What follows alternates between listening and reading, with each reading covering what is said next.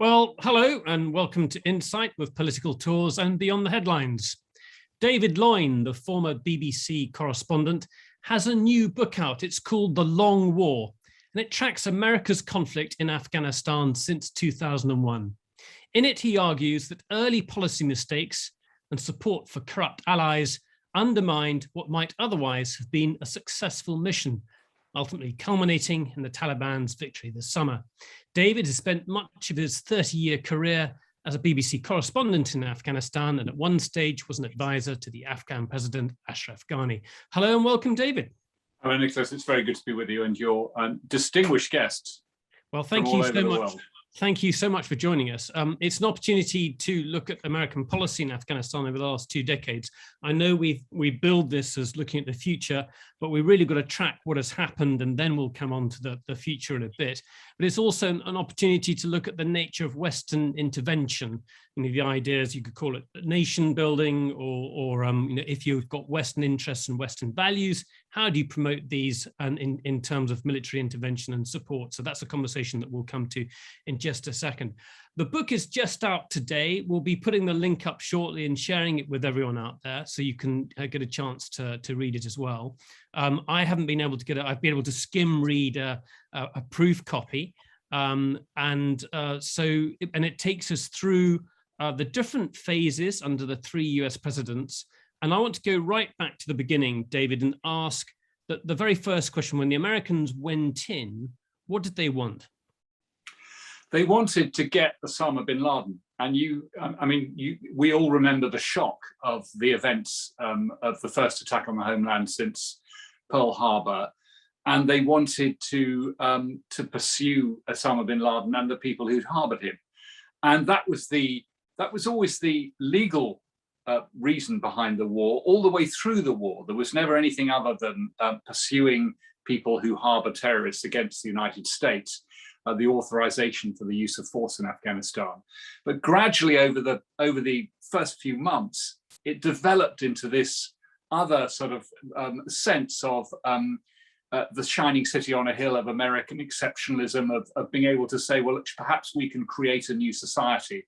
So while at the very beginning, and I think it was a big mistake to have so few troops at the very beginning, there was a strong sense from the Bush White House, and particularly from Donald Rumsfeld, the man who constructed the policy, the late Donald Rumsfeld, the defense secretary. There was a strong sense that it would be just very light footprints, no boots on the ground, and supporting local allies. During 2002, George W. Bush turned it into something which included, he said, we want something like the Marshall Plan, which rebuilt Europe after World War II. We want a moral victory to follow the actual victory of defeating the Taliban. Now, defeating the Taliban was relatively easy because of the strength of American air power. But the problem from the very beginning was that America was backing local warlords.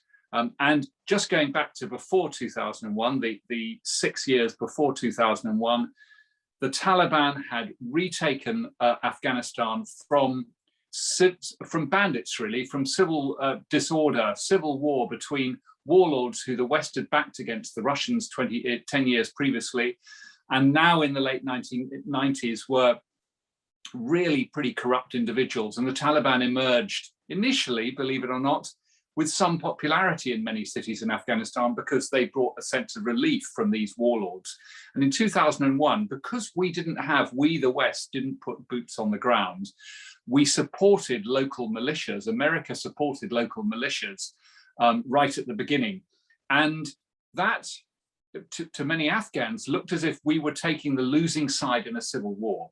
We were opposed to the Taliban, they could understand that, but we were backing people who they knew to be bandits. And in fact, the strength of the doctrine, really, that Donald Rumsfeld had was so powerful for him that even when it came to trying to capture or kill Osama bin Laden, when it was discovered in December 2001 that he was holed up in the Tora Bora Mountains in the east of Afghanistan, there were 3,500 US Marines available on ship, or 1,000 of them actually on shore in Afghanistan at that time, in order to go after bin Laden. And they were absolutely pepped up for the fight. They were commanded by Jim Mattis, then Major General, later, of course, General Jim Mattis, head of the US Marine Corps and US Defense Secretary.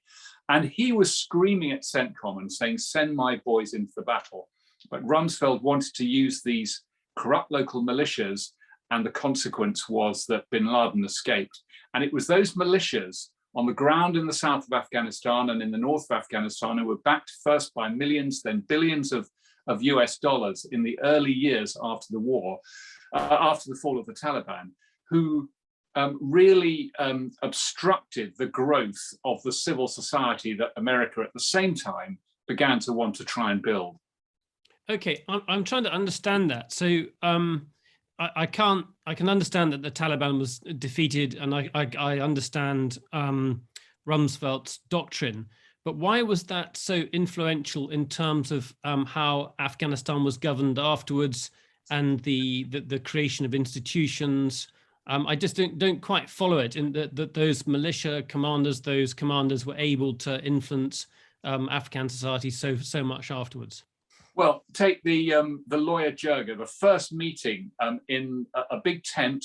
Lawyer jirgas are an ancient Afghan way of gathering together and resolving differences. And this had been the first meeting of civil Afghanistan really since the Russian invasion, now 20 years before. And so it was an opportunity for Afghanistan to rethink the diaspora. Many people had come back from abroad, many different groups in Afghanistan, former communists, etc., who were going to discuss the new country. And the old warlords literally marched in together, walked to the front of the hall and took over the event. And so although from that lawyer jirga, there were many discussions about creating a constitutional settlement, the ownership of the space, the ownership of the event was very much in the hands of militias with guns. And over, for example, that's one example on the civil society space. In the defense space over the next year, the first Afghan defense minister was Marshal Fahim, who had been the commander of the Northern Alliance forces, the Tajik forces in the northeast of the country.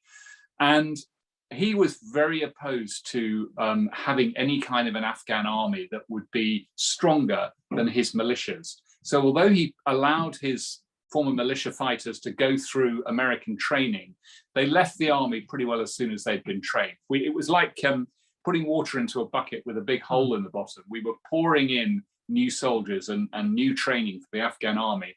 But Fahim kept his tanks lined up on the hills above Kabul for the first couple of years after the fall of the Taliban, and was very much sending the signal that he was the big player in town. So from the very beginning, the old warlords were an obstacle, a deliberate obstacle, both militarily and in civilian political terms, to the growth of a new state. And the corruption that happened because it was very easy for them to say, my neighbor is with the Taliban, my neighbor is harbored al-Qaeda. And the Americans were willing to give them money and willing to attack those individuals. So once again, the international community led by the Americans looked as if they were on the wrong side because we didn't have enough international troops on the ground. The other problem from the very beginning, I think in policy terms, was that we were always so keen to leave very quickly. There was no desire to stay. America didn't do nation building, famously. And the Bush administration came in with a lot of contempt for the way that Clinton had operated in a number of small campaigns in the 1990s. And during the election campaign, Condoleezza Rice, who became the national security advisor, was very contemptuous of the way Bush had operated, even in Bosnia, which was in the end a relatively successful, the lid was put on the war. So I think in the American administration, the Bush administration, there was always a desire to leave very quickly. We were always far too keen on an exit strategy. And in my view, not keen enough on an intervention strategy, not keen enough on being willing to stay, in being willing to stay the course, put enough troops in for as long as it took. And in my view, if the United States had been willing to stay for at least 5 years, they might have got out in 10. Instead, they wanted to get out in 1 year, and they were still there 20 years later, and of course left with this terrible defeat and debacle of the collapse of Kabul on August 15th. So I'm still trying to get this, David. So you're saying within those 5 years and possibly 10, they could have, had they not relied on the support of the Dostrom or whatever, Northern Alliance leaders and others, had they begun a nation building exercise, doing what exactly, they would have had a better chance. I don't quite get it. Well, they would have had enough troops. It was a relatively permissive security environment because the Taliban had fallen and were crushed. Oh, and by the way, in December, the first week of December 2001, offered to surrender, and Rumsfeld turned them down. So there were surrender terms that Taliban leaders, would just go back to their homes, hand over Al-Qaeda, not have any other international jihadi relationship again, and actually potentially be part of the growth of a new Afghanistan. And Rumsfeld flatly refused to allow the surrender to happen. So the Taliban then, of course, went across the frontier to Pakistan, and ultimately, with the return of corruption, were able to reform. But look, I don't think it would have been easy. I think international intervention in other people's countries is really difficult. And inevitably, when there are American or British or European troops on the ground, they rub up against the local population, and they don't necessarily have the same customs. And so inevitably, there might be some sort of friction.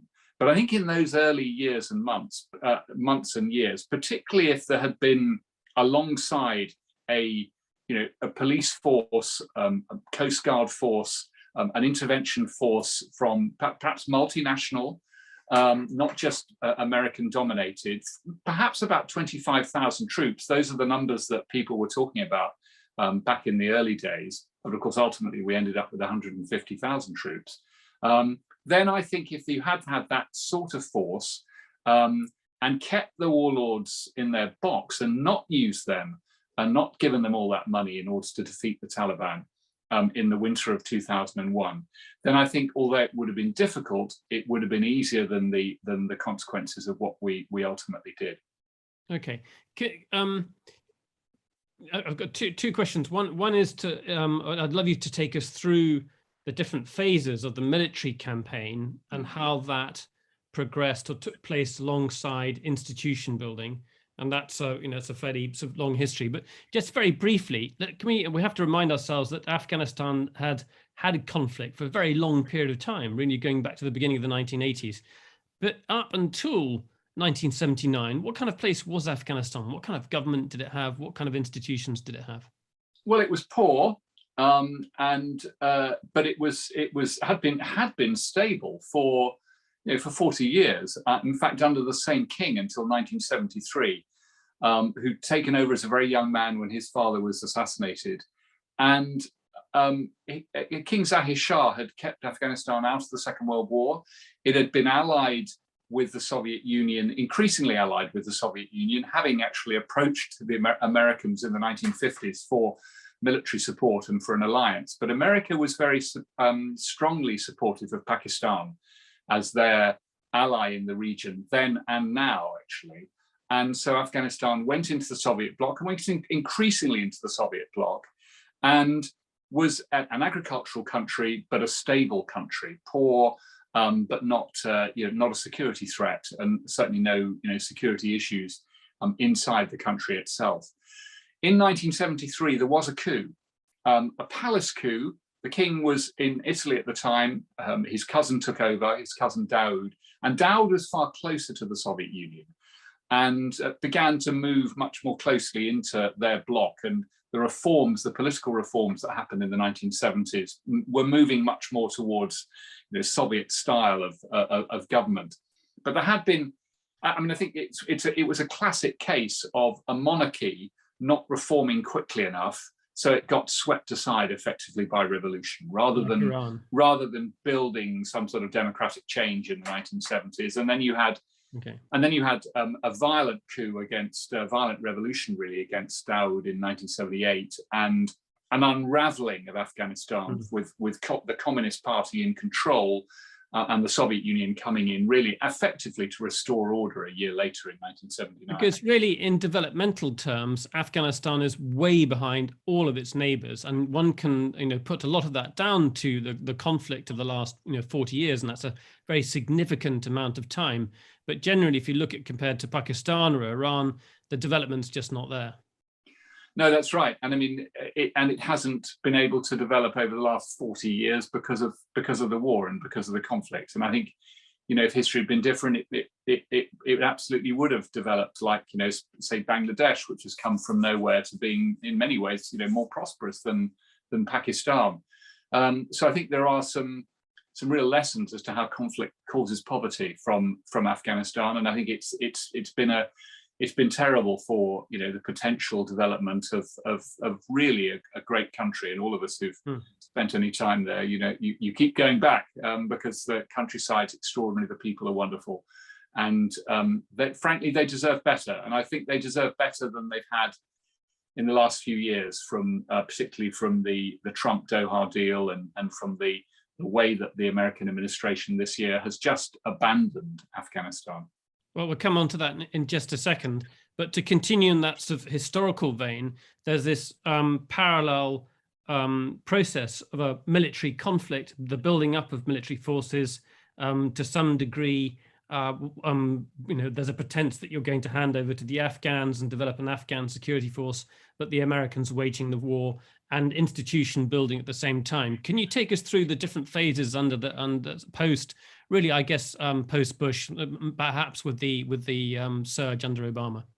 Yes, I mean the Bush years are important because there was this dual sort of sense of not nation building, but at the same time they were actually doing it. So you had a lot of money being spent in some of those early years, and a lot of it, of course, not going in the right places. Some of it began to go into the right places, but I think it took a long time before international development organizations, institutions and governments began to really build up the sorts of capacity in Afghanistan that they had in order to, the technical term that's used, in order to absorb the aid. The Afghan government couldn't absorb aid, so the American administration tended during the Bush years to do things for them. And of course that led to a sort of aid dependency in the country, and lots of huge road building projects, for example, which created roads and gave the opportunity for trade, but at the same time didn't create the Afghan institutions that would be able to manage, building contracts, etc. So it's very much a military contracting operation that went on in those early years. And then, yes, as you say, Nicholas, you're absolutely right. President Obama had a rethink in 2009. And all the subsequent presidents after Bush have all had this sense when they've come in that they're going to close down the Afghan war. And he spent the whole of 2009 rethinking the war from every which way, but particularly in terms of the number of troops. And that was when Dave McKiernan, the commander there, was fired, the first commander to be fired in the field since MacArthur in the Korean War, replaced by Stan McChrystal, a very well known, perhaps the best known sort of warrior of his generation, apart from David Petraeus, who replaced him the following year. So you have these two big stars of the American army who took over the war in 2009, 2010. And they had, for the first time, the number of troops that they really needed in order to do the job. So you had a very significant military change in 2009-10, 150,000 international troops, now increasingly good Afghan forces coming along behind them.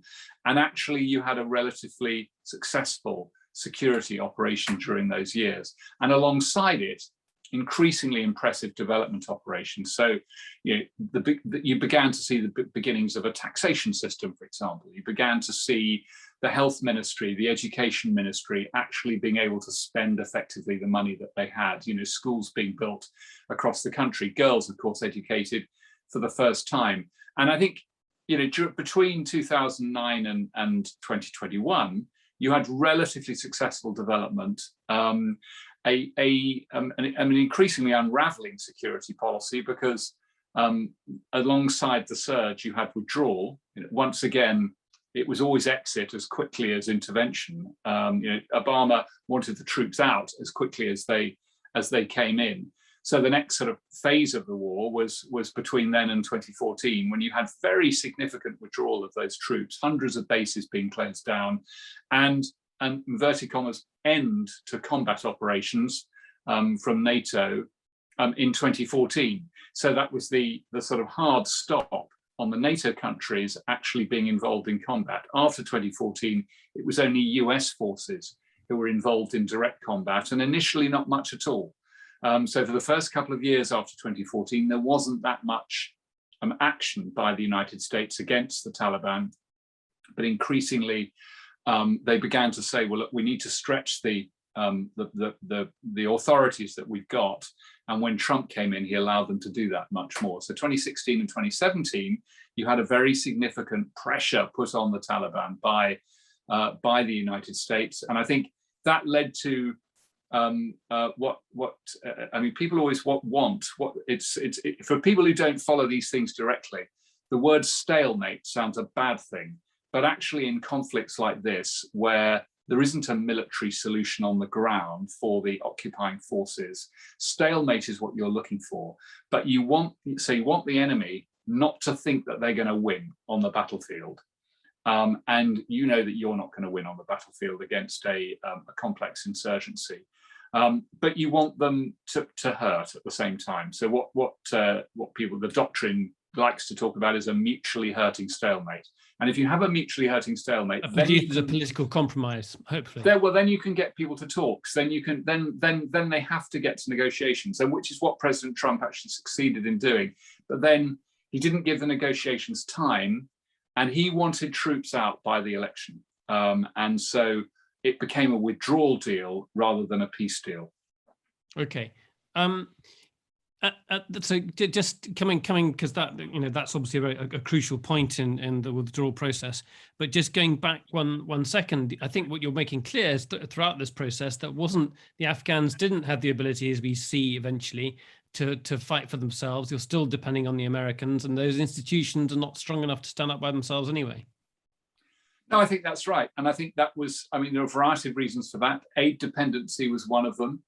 The corruption was pretty deep-seated.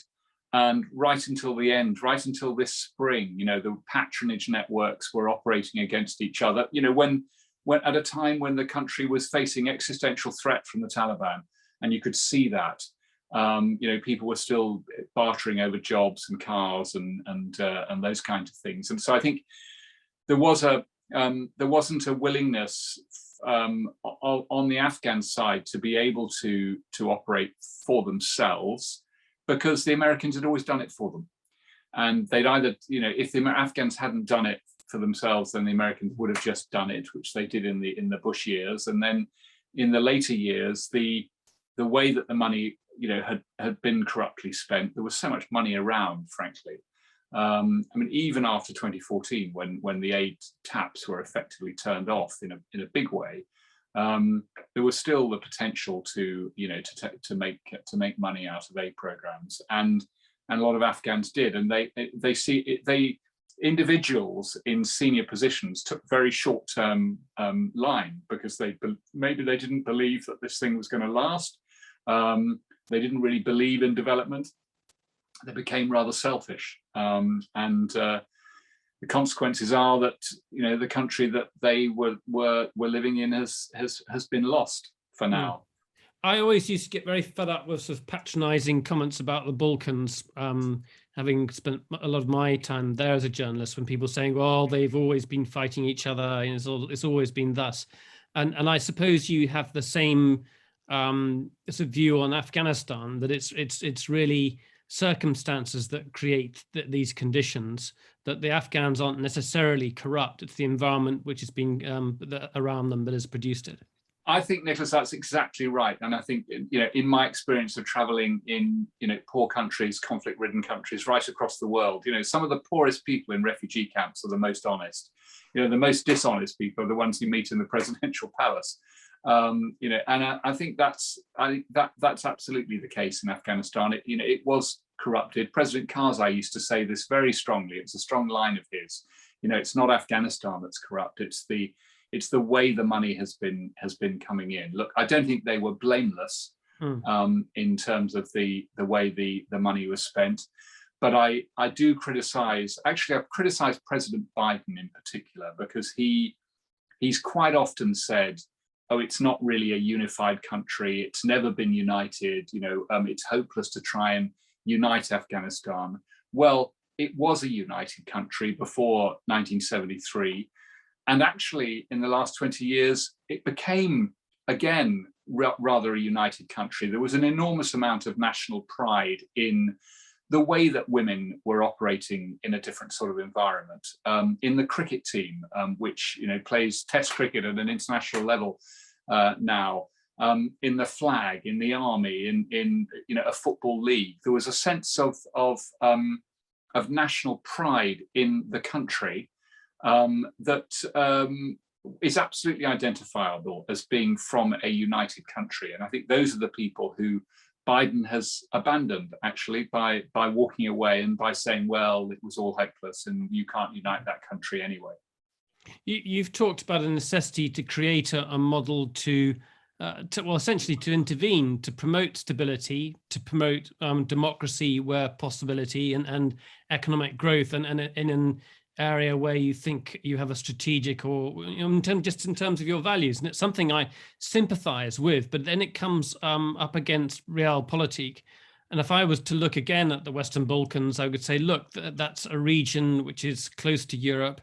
It's surrounded already by EU members. And so the Western Balkans, you've got an interest in military intervention, investing in long-term political stability and institution building. I really can't see that in Afghanistan. You've got Pakistan that was, as we know, backing the Taliban all the way. Iran also providing military training for the Taliban. You've got China to the east. This is not an area that really wants to have a successful intervention by the West there. No, I think look, the challenges are enormous, and there's one word in that set of things that the West might do in terms of an intervention strategy that I question a bit, which is democracy. I think we were far too keen. I think it was a mistake in Afghanistan, as it was in Iraq. We were far too keen to move towards elections before building the institutions that those elections would actually have politicians who were funding and be accountable for. The politicians in Afghanistan were effectively like diamond miners in Africa. Afghanistan became like a rentier economy where the rents were international donations. They weren't accountable to their own electors. They were accountable to donors. And so democracy effectively didn't work. You effectively, as I put it in one book, you had the opposite of the Jeffersonian principle. You had representation without taxation, rather than the taxation without representation cry of the American Revolution. So I think there was a failure really to build the institutional capacity at the beginning that elections would be relevant for, and that led to increase of corruption in a sense in Afghanistan. The elections became just another way of exacting money out of people. So I think we do need an intervention doctrine. We in the West, and there's a danger. And this is a really difficult thing to argue now, because certainly in the United States, there's no sense that that America wants to get involved in intervention in any country, certainly in a military sense, in the near future. But clearly, at some point, it might happen again. It might be inevitable. It might be necessary. Who knows if 9/11 was a sort of black swan event of all of them. And I think if we don't learn the right lessons from Afghanistan, then actually we'll dishonor the sacrifice of those who fell. It was a military defeat, but perhaps we could learn ways of doing these things differently in the future, rather than walking away from this. And my fear, and I certainly hear this in the Ministry of Defence and other parts of the government in the UK, which is the government involved that I know best, they've turned their back on Afghanistan, and what is it that they're training for other conflicts? They're not training for these kinds of conflicts. And the idea of an intervention doctrine and intervention strategy as being something that countries, big countries that get involved in international defense programs, the idea that that's something that we should get involved in is very, very far from the thinking in Whitehall and in Washington. And that represents a huge defeat for the ideals that have been propagated since the end of the Cold War. I mean, the former UK Prime Minister John Major was talking about this. Yes, I mean, I think it does. I think I mean, look, I think the fall of Kabul, and I may not be. This is not everybody thinks this, but I was in a meeting in London last week with some quite senior people, and we all agreed that this is as important a moment as the fall of the Berlin Wall. This feels like one of those epochal historical moments where America has turned its back on an intervention that it had been involved in, having had the opportunity to rethink it. And if you look at the recommendations that were being made to Joe Biden by his military commanders, which we saw a glimpse of in the former chairman of the Joint Chiefs, Joe Dunford, who wrote a really interesting report for USIP in January this year, which said that if we walked away from Afghanistan, Al-Qaeda would be back within 18 months, and said actually 2,500 troops, which is what the US had at the end. Oh, by the way, the smaller part of the international coalition. So there were 10,000 troops, Germans, Italians, British troops, the largest contingents alongside the Americans in Afghanistan at the end.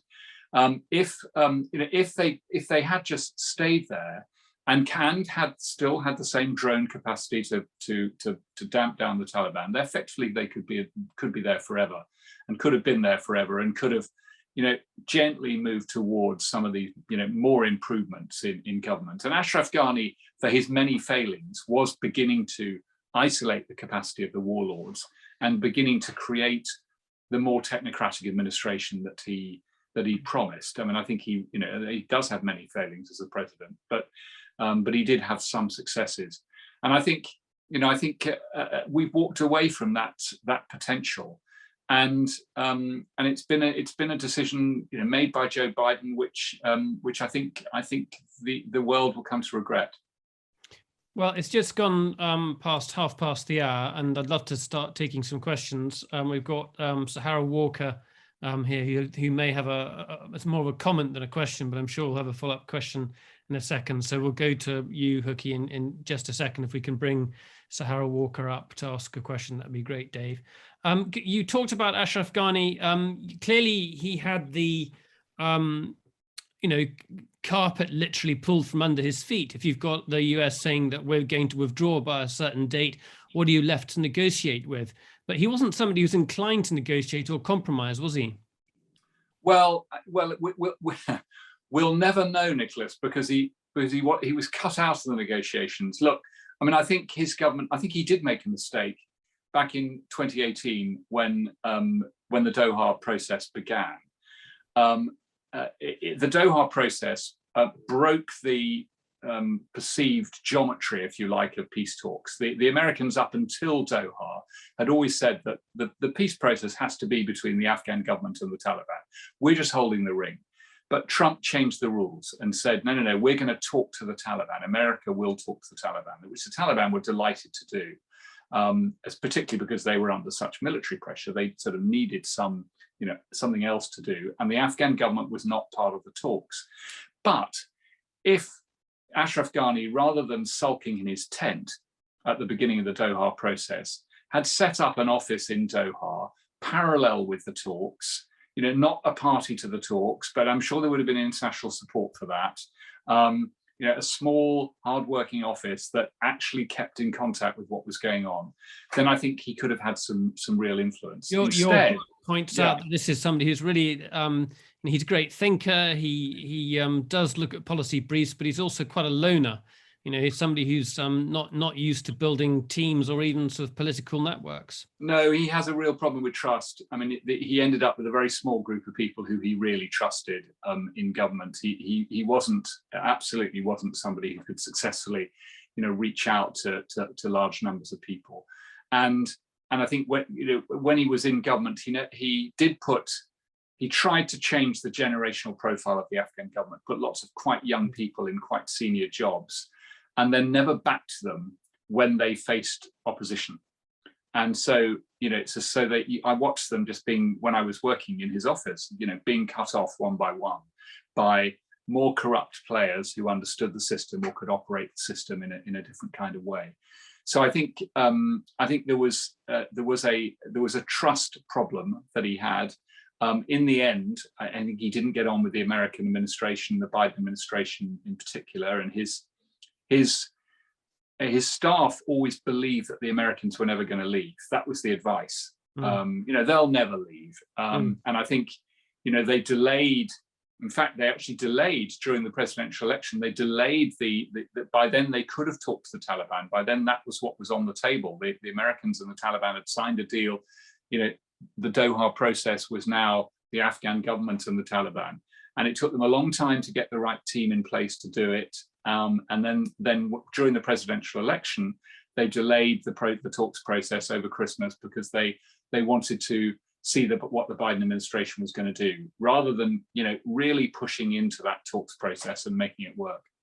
Okay, I want to turn to the future in just a second, but let's take a question now. Go ahead, Hookie Walker. Hookie, very good to talk. Hello, how are you? Hello, David. Butcher and bolt. Very, very good. Yeah. I hope you buy the next one. Yeah, I will. No, I haven't really got a question, but I think that this whole business of intervention in other countries is just so difficult. I'm afraid that the appetite for Western people and administrations is now against any such interventions. But if you go in, you've got to get the intervention right.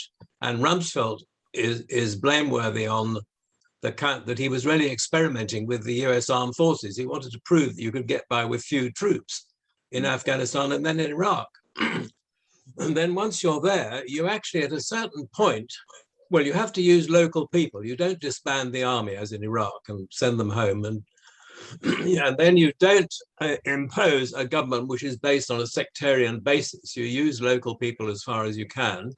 But at a certain point, as I think Stuart Cooper Coles pointed out at some point, you may have to become a real imperialist and impose your will. And of course, I think you pointed out already, the Americans were not prepared to do that in Afghanistan. Yeah. No, I think that was the problem, and I think they should have been. I think they you know, I suppose my dream policy would be some sort of multinational intervention capacity, probably with a military headquarters, but with significant development footprint, with people who understood institution building, that was ready as a sort of packet to go into countries, inevitably from different countries at different times, depending on interventions. But I think there's just, as you say, there's absolutely no appetite for that sort of thinking at the moment. And the danger is that if we do go into one of these things again, there's a potential for making all of the same mistakes. Yeah. And I think you make the point that at the beginning, you know, of course you want local people as much as possible, but it was very difficult in Afghanistan. And I think it would have been important for an intervention force to really hold the ring for several months because of the risk of the old warlords returning. And they didn't expect to return. I mean, they expected to go to Guantanamo or face war crimes trials. And instead they were given millions of dollars and stood up as militia commanders in this new war against the Taliban. And so I think there was given the civil war of the early 1990s and the Taliban themselves, I think there needed to be a period when actually some, boots on the ground imperialism, and this is a word that America, of course, won't use, but should.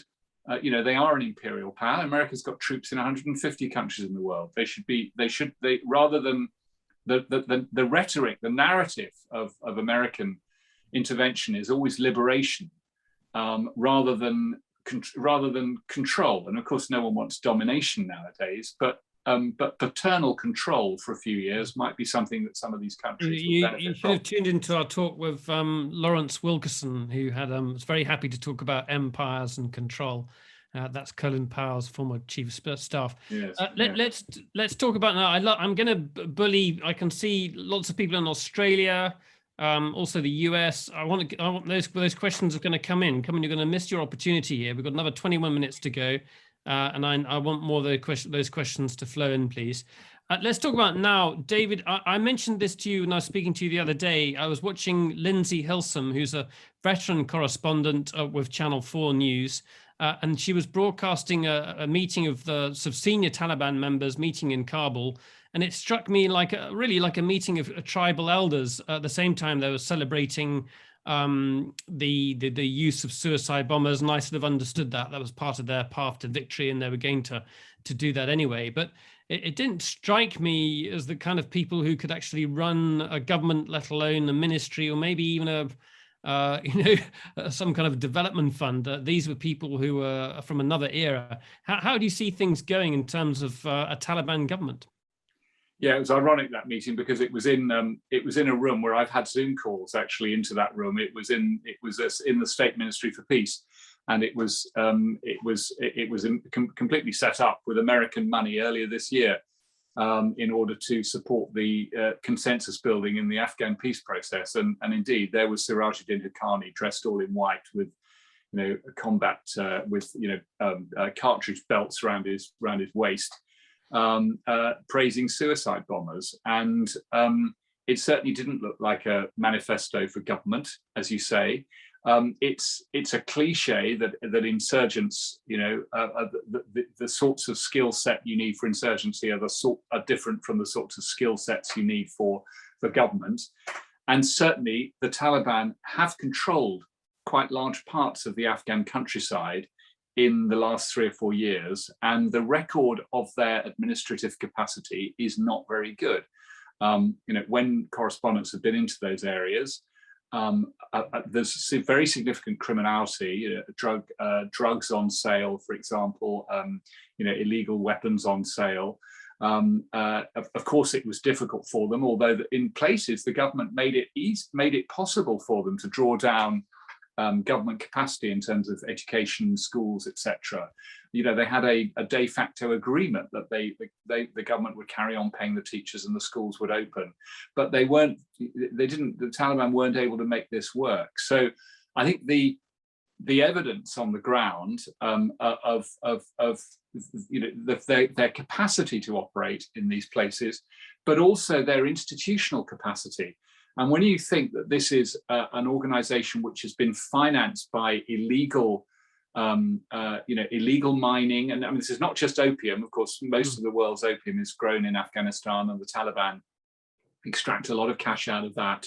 But illegal mining of gems, lapis lazuli, etc., coal, talc, believe it or not, which is a major export from Afghanistan, illegal timber extraction in the east of the country. So very significant resource degradation going on in the country, which the Taliban have been taxing heavily while they've been an opposition. Now, are they going to be able to bring all those criminal networks into some sort of governing capacity? Are they going to be able to tax them legitimately? Are they and use that money effectively? And the experience so far doesn't look good. We saw exactly the same as happened in 1996 when the Taliban took Kabul in August. They went round the ministries and went into the sort of senior official's office and said, "Where's the money?" As if government was run like a warlord commander would run a battle with a tin chest of cash in the corner to pay off the fighters, which was the only thing that they needed to actually operate. So I think, it's going to be very difficult to see. And of course, then you have this other major question, which is how the West supports the capacity that the Taliban clearly need in order that Afghan people are not starving. And there's a very strong report you might have read today on the BBC or seen on the BBC that just going around the streets in Kabul, There isn't any money. Only 0.1% of the government's budget is fluid in the country. The rest of it's frozen in United States reserves and other international reserves. There is no money. There's very little work. The economy's in big trouble, and the winter is coming. The World Food Programme have put out $1 billion appeal for food and for medicines for people to get them through the winter. Only half of that has currently been funded. So the UN agencies are back in and operating, and some NGOs are back in and operating. But in terms of building the institutional capacity to pay the schools, the World Bank has frozen funding for the schools, which is one of the main things that they were doing. And I think this is going to be one of the really interesting challenges to international governments as to how they operate and whether they do provide capacity for the Afghan people effectively, but providing capacity for the Taliban government. I was speaking to a former British diplomat last week, and he was saying, well, look, the Taliban takeover is a good thing. It means the end of the war. It means some political stability. But I don't think this is a necessary outcome, is it? No, and I think there is some of that, and you see some of that in Afghan villages, a sense of, the fighting stopped, the Americans are not bombing us anymore, the Afghan army are not bombing us anymore, and a sense of some relief. But I think that is going to be fairly short term. I think the Taliban honeymoon will not last long, given the real challenges that they face. I'm going to ask you, I want to bring Lois Towart, who's got a question, and I'm going to disappear out of the room because I got something relevant here. So Lois, go ahead and ask your question, and I'll be back in 1 second. Lois, microphone. You're muted.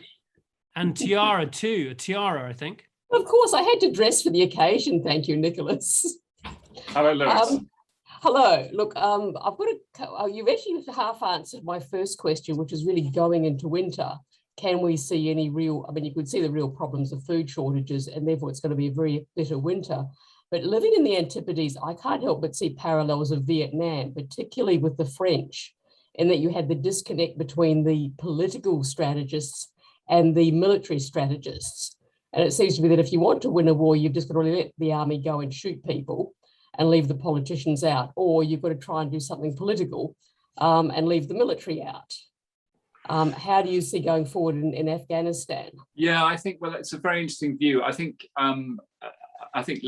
just letting the military shoot a lot of people, feels like a bit short term as a way of operating. I think coordination has been the thing that's been really missing. And actually honesty. And one of the other books that's out on Afghanistan at the moment is this Washington Post collection of interviews, which the anti-corruption czar, the American anti-corruption czar Sigar, had collected of people who had worked in Afghanistan after they left, what their reflections were.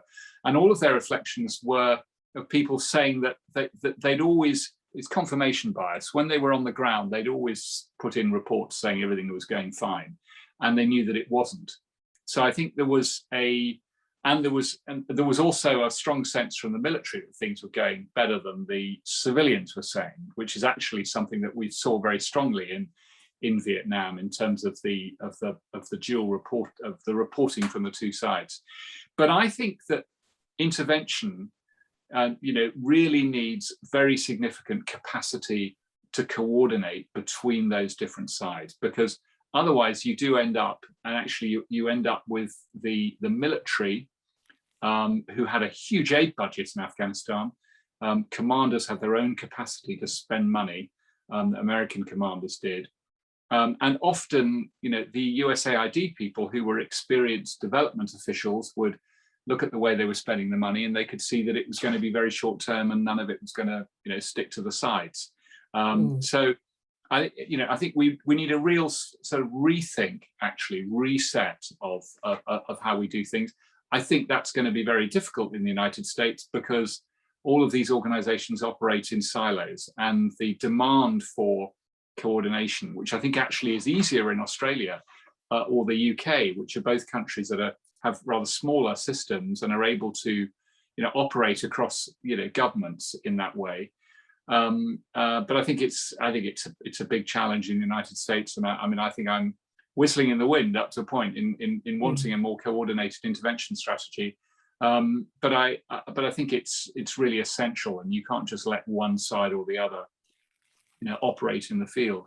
I think in terms of the winter, it's going to be really difficult, and I think that could really challenge the Taliban. And in the Taliban years, I spent some time there when they were in power before, and they didn't run a very competent economy, and people did starve. And I think we'll see that same sort of effect coming up now.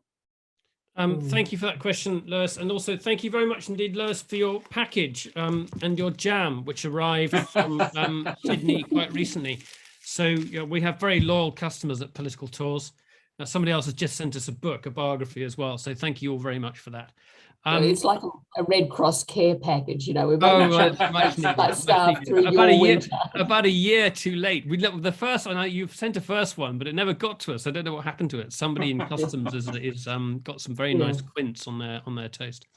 Let's bring in Diane Cook. You've got a sort of question that follows up from this. Go ahead, Diane.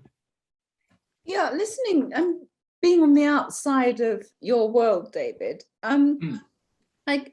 As you were talking, I think one of the things that came across really about the Americans in particular, because they're the biggest and not the only ones in the West in this, is I question really that seems to be, there's not really a consistent narrative for the domestic populations of people in the West about what their governments are trying to do in all these adventures.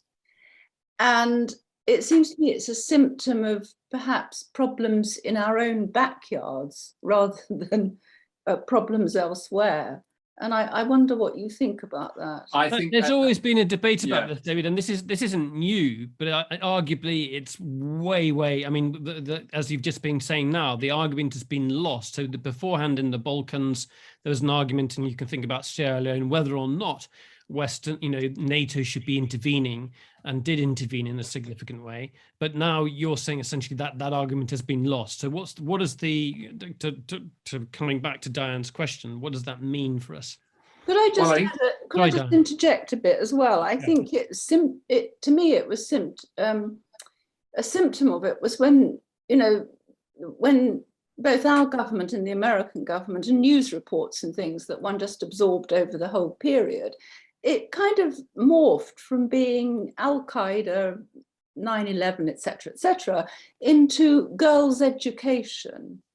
And while I'm not criticizing anything that was done and then saying anything about that, I think to ordinary citizens, it kind of became quite meaningless, really. Diane, I think you put your finger on I think it's a really perceptive point. And I mentioned at the beginning, and I completely agree. I think there was a real problem, particularly in the United States, where authorization for the use of force has more sort of constitutional challenges than it does in some other Western democracies, such as the UK. The authorization for the use of force was always very, very limited. It was always about stopping Afghanistan once again being a threat to the United States, and all of the nation building elements that followed from that all came really from the idea that if you're going to prevent people from attacking America, then you need to prevent the situation where they might emerge. You need to prevent Afghanistan from being a failed state. And you can read it now online. It's publicly available. Stan McChrystal's advice to President Obama in 2009, and I write about this quite a lot in my book, is the best document for that, because he makes this really coherent case that the United States needs to be full spectrum right across Afghan society in terms of girls' schools, if you like, justice, clamping down on corruption, delivering a more stable society, in order for the authorization for the use of force, mandate to be fully delivered. I.e., if he's being asked to stop Afghanistan once again harboring terrorists, then he needs to engage in a full spectrum support for the government of the country. But I don't think that was explained very well to the population. And I think the public mantra, I remember, Gordon Brown in particular, very strongly sort of, we're there for this very limited idea, this very limited approach in Afghanistan as Prime Minister in that crucial period between 2007 and 10. And so I think it was a challenge, and we would be more honest if right at the beginning we'd said, look, this is going to be complicated, it's going to take a while, and we need a proper mandate. We need people to understand that we're here for these other things. We are going to do nation building. Yeah, David, it's a really sort of straightforward question. I mean, you've just reminded me of Condoleezza Rice's comment during the election in 1999-2000, which was, why do we need the 101st Airborne walking kids to school? That's right. And the counter argument is that you need the stability in society, you need military force to create the stability and allow the institutions, and then you get your sort of Adam Smith analogy about society beginning to thrive and develop. But what if in Afghanistan, why not the Congo? Well, because the Congo hadn't attacked us, and that goes back to the Tony Blair arguments. If not here, then we can't intervene everywhere, but we might intervene in some of these places for very specific reasons that really matter. I mean, I think the intervention in Mali, which looks as if it's unraveling at the moment, but that felt like because the Libyan war had so destabilized that region, that felt like being something that the international community in the United Kingdom, which is involved there, should be involved in military terms and in development terms. There's very so you're saying there is a strategic interest, and I guess you could say with millions of refugees playing out of Afghanistan, and you could make an argument for intervening in Congo. Yeah, I think it's a very, very big country, and it's a complicated one to intervene in. I think Rory Stewart also made the point, he might not sort of agree about whether it applies to Afghanistan or not, but you have to be able to you're interested to do it, but also, can you achieve it? Do you actually have the means to do it? And surely Afghanistan has proved you don't. Yes, I think we did have the means. The United States spent the Marshall Plan in Afghanistan, adjusted for inflation, but we didn't get Germany out of it. There was the means, and there was actually ultimately there was the will. We were there for 20 years, but it was always begrudging, rather than saying, look, this is what we ought to do, and this is how long we ought to be there for. There are so many more questions. We are running out of time. I've got one more question, which I'm going to ask on behalf of Sarah Biffin, which is, how much of a role does the UK have at the moment and should have in future? And this is really sort of off the back of what's happening in Afghanistan. And obviously, we're looking at that coalition with the US and Australia. So this is a slightly tangential, but you're here, so let's ask the question. Yeah, well, I think, I think this is a terrible humiliation for the West, the fall of Kabul. It's a humiliation for all of the countries involved, including all of Australia, US, and the AUKUS countries, and of course Britain. Britain has, in Afghan mythology, which is not quite an accurate retelling of Afghan history, but the Battle of Maiwand is as if it was yesterday. The defeat of the entire battalion, the entire detachment in Kabul in 1842, earlier in the 19th century, both remembered as if yesterday, and the sense that Britain is part of a third defeat in Afghanistan will be remembered by many Afghans for decades and generations to come.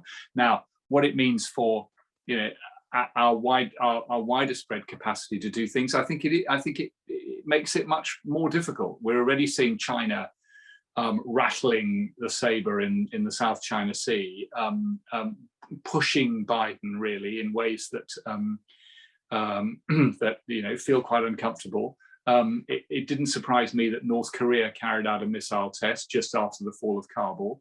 The sense of countries, saying, well, perhaps if America first means that they're not back. I mean, I think we've seen in the Western countries, some real skepticism about the Biden administration, because he came in January and came through Brussels and said America is back, but actually the policy is very much Trump 2.0. I mean, it's many of the same kinds of policies, and I think, just as a sort of final thought on that, and it's very Afghan related, the damage to the relations between the Biden administration and NATO countries, particularly France and the UK and Germany and Italy, the four countries that have been involved in Afghanistan over the years, Germany, Italy, the UK still there at the end, because they were not consulted about the departure from Kabul,